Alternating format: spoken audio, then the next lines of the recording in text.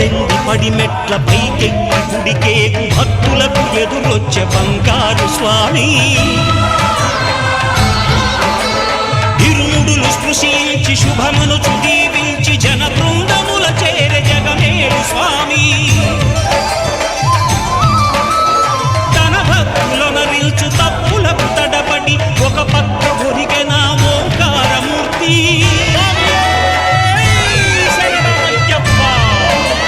స్వాములందరూ తనకు సాయం